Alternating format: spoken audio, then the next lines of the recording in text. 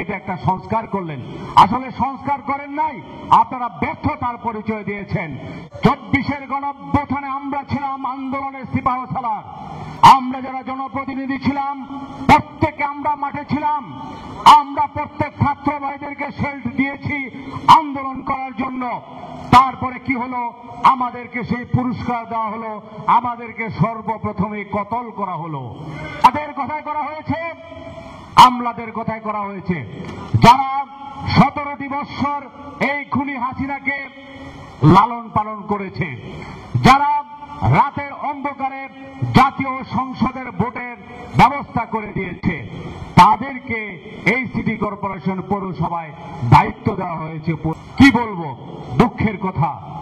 Union পরিষদের 4000 chairman যারা সরাসরি নৌকার প্রতীকে নির্বাচন করেছে, 50,000 ইউনিয়ন পরিষদের মেম্বার, তাদেরকে বহাল রাখলেন, আমাদের কেন অপসারণ করলেন? আমরা কি ক্ষতি করেছি আপনাদেরকে? আমাদের কাউন্সিলর কি এদেশের নীতি নির্ধারণী ভূমিকা রাখে? নো। কাউন্সিলর সাধারণ, তারা কি করে? জনগণের সেবা করে।